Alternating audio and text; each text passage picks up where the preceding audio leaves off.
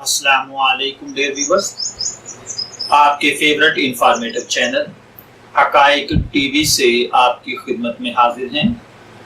हमारा आज का मौजू व गुफ्तगू हैज़ा है। हैज़ा दरअसल आंतों का मर्ज है और मौसम गर्मा का आम मर्ज है। इसे आंतों के अमराज में शदीद तरीन और खतरनाक तरीन मर्ज तस्वर किया जाता है। ये देखते ही देखते बड़े या बच्चे की जान ले लेता है। हैज़ा सबसे पहले छोटी आंत को मुतासर करता है और यूं ये मर्ज इंसान पर पूरी तरह हमला आवर हो जाता है। इसका हमला आमतौर पर मौसम गर्मा की बरसात में होता है। हैज़े का हमला अचानक होता है, ये वबाई शक्ल भी इख्तियार कर जाता है और जबरदस्त तबाही मचाकर गायब हो जाता है। कमजोर तबा लोग इसकी जद में ज्यादा आते हैं। इस मर्ज से जीतने के लिए मजबूत कुव्वत मुदाफियत की जरूरत होती है। अगर बात की जाए हैज़े के असबाब की, तो हैज़ा इंतहाई छोटे छोटे खमदार और सुलाख की शक्ल के जरसूमों की वजह से लाहक होता है, जिन्हें वाइब्रो कोलेरा कहा जाता है। ये जरसूमा एक खास किस्म का जहर पैदा करता है जो मक्खियों और पानी के जरिए फैलता है। ताहम इस मर्ज का हकीकी सबब जिस्म में फैला हुआ जहर और वो कमजोरी होती है जो गलत ग़िज़ाओं और गैर सेहतमंदाना जिंदगी का नतीजा होती है। जिस्म में मौजूद जहर, इसमें पैदा होने वाली कमजोरी हैज़े के जरासीम के हमले को आसान तर बना देती है। अगर बात की जाए इसकी तशखीस की, तो हैज़ा के जरासीम गंदे पानी और बारिश के मौसम में होने वाली बद एहतियाती की वजह से छोटी आंत के जरिए जिस्म में दाखिल होते हैं और बहुत ज्यादा तादाद में टॉक्सिन्स पैदा करते हैं। टॉक्सिन से जिस्म में सोडियम का हजम होना बंद हो जाता है और पेशेंट को पेचस शुरू हो जाते हैं। हैज़ा की तशखीस स्टोल टेस्ट से बासानी हो सकती है।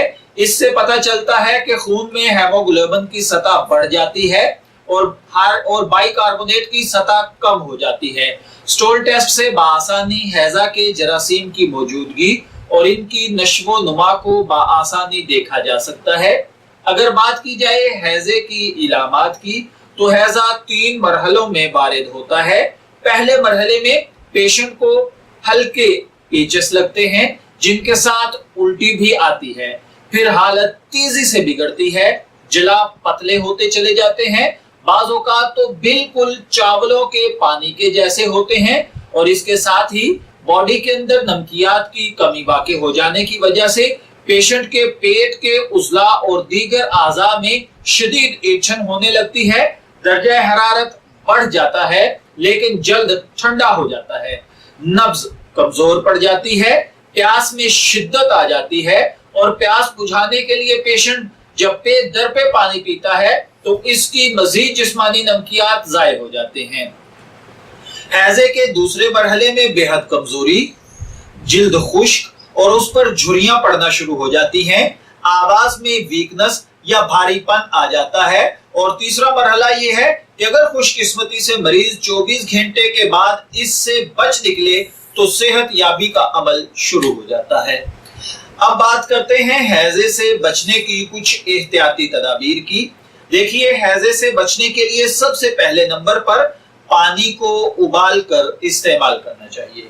नंबर 2, कूड़ा करकट, घर और इस्तेमाल शुदा अशिया की बाकियात और गंदगी और खाने पीने की अशिया से इन सब चीजों को दूर रखना चाहिए। नंबर 3, आटा गूंदने और खाना पकाने के लिए भी उबला हुआ पानी इस्तेमाल करना चाहिए। नंबर 4, खुर्दोनोश को ढांप कर रखना चाहिए। नंबर 5, सब्जियां और फल अच्छी तरह धोकर यूज करने चाहिए। नंबर 6, खाने पीने की चीजों को छूने से पहले अपने हाथों को अच्छी तरह धो लेना चाहिए। नंबर 7, मक्खियों से बचने के लिए खिड़कियों और दरवाजों पर पर्दे डालें और जरासीम कुश मेडिसिन का यूज करें। नंबर 8, गर्मियों में गोश्त का इस्तेमाल कम से कम करें। नंबर 9, बरसात और गर्मी के मौसम में हल्की ग़िज़ाएं खाएं और तली हुई अशिया खाने से परहेज करें। अगर बात की जाए इसके इलाज की, अगर किसी शख्स को हैजा लाहक हो जाए या उसकी इब्तदाई इलामात वाज़े हों, जैसे जिस्म में पानी की कमी, तो उसको पूरा करने के लिए ORS मुतवातर पिलाते रहना चाहिए। इसके अलावा लीमू हैजे के जरासीम को फौरी हलाक करता है, इसलिए वबा के दिनों में इसकी शिकंजमी पीना मर्ज से बचाता है। इसके अलावा सलाद और सालन पर भी लीमू छिड़क कर अगर इस्तेमाल किया जाए तो काफी हद तक अफाका होता है। प्याज भी हैजे का कामयाब इलाज है। प्याज और काली मिर्च कूट कर अगर पेशेंट को पिलाया जाए तो प्यास और बेचैनी खत्म होती है। मरीज के कपड़ों और बिस्तर को धूप में सेकना चाहिए ताकि उसमें मौजूद जरासीम मर जाएं और किसी और में मुंतकिल ना हो। मरीज को बर्फ चूसने के लिए दी जाए ताकि उसके अंदर का टेम्परेचर कम रहे। इसी तरीके से हैजे में सिरका भी मुफीद होता है और मरीज की प्यास बुझाने के लिए नारियल का पानी भी बेहद मुफीद होता है।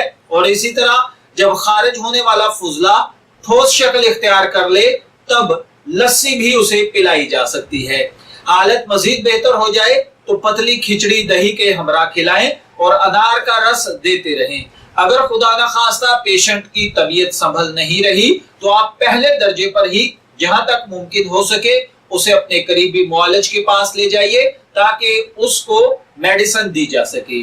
मैं दुआगो हूं कि अल्लाह ताला हमें इन अमराज से महफूज रखे।